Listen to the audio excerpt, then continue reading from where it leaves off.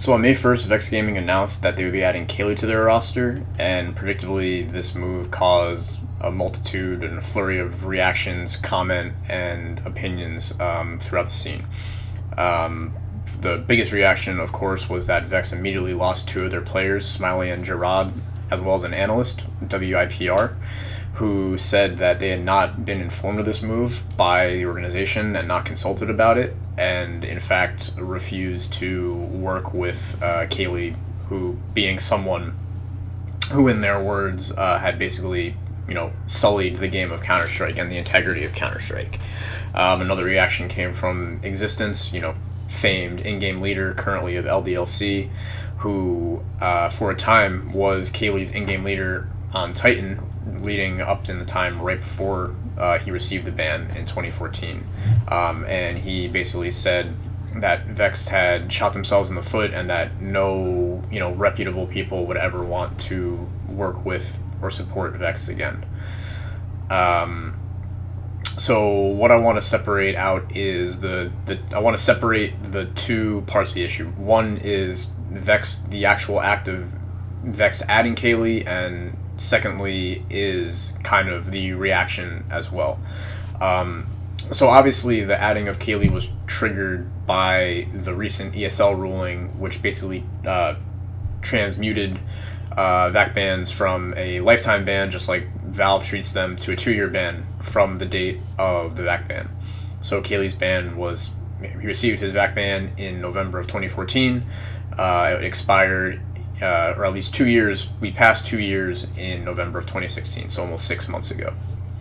So from that perspective, there's absolutely nothing wrong with what Vex did.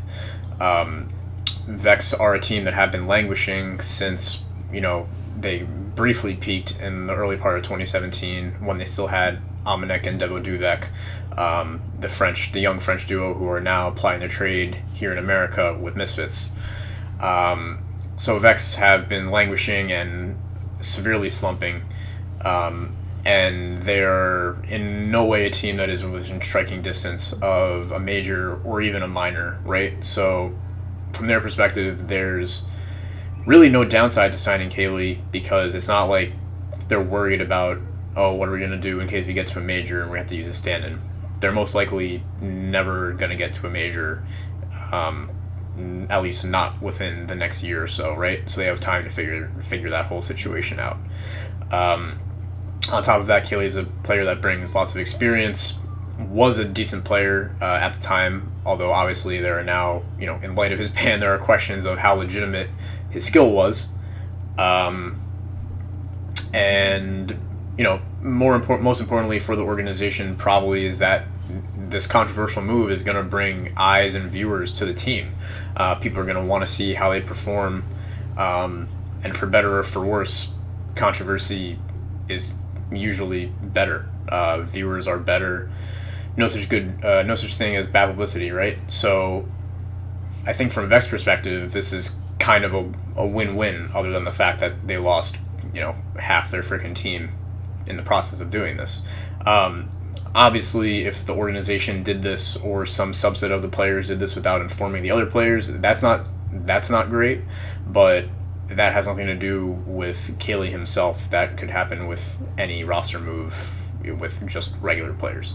Now to delve into the reaction a little bit, what always kind of amuses me or interests me is how KQLY is viewed, or kind of KQLY and SF and CLY, right? Clay, how these guys are viewed much differently than someone like a Simple, right?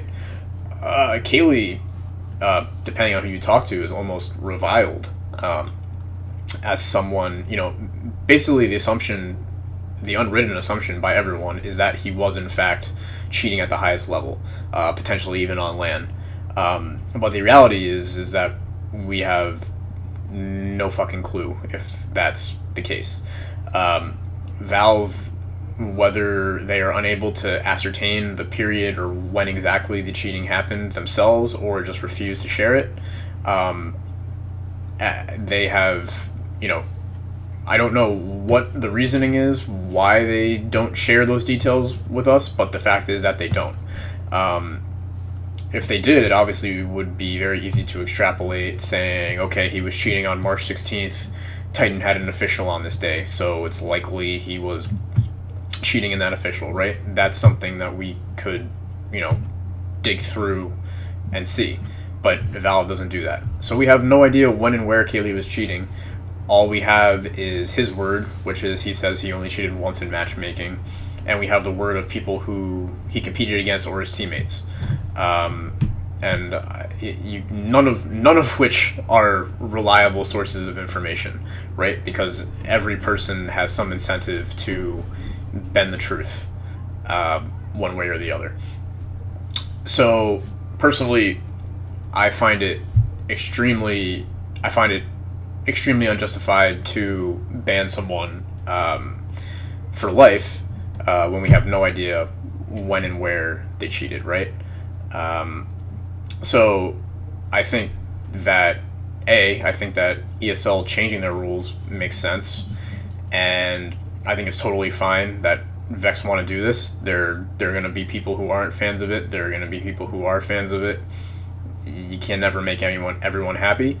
But I personally will be, definitely keeping an eye on Vexed and seeing how KQLY does in his return to at least the semi-professional world of Counter-Strike. And yeah, so in short, I basically think that all the hand-wringing over Vexed adding KQLY is pretty hypocritical, especially when there are numerous pros with cheating pasts who the community, just arbitrarily loves or doesn't love, kind of in any situation, is pretty fucking random. So I say, let him play. Obviously, if he gets caught cheating again, that's bad, and it'll look shit for him. But until we can get information on when exactly these guys are cheating, then lifetime bans are completely ridiculous. 2 years is more than enough time away from the game, and or at least away from the competitive aspect of the game, and everyone should have a second chance. That's all. Thanks, guys.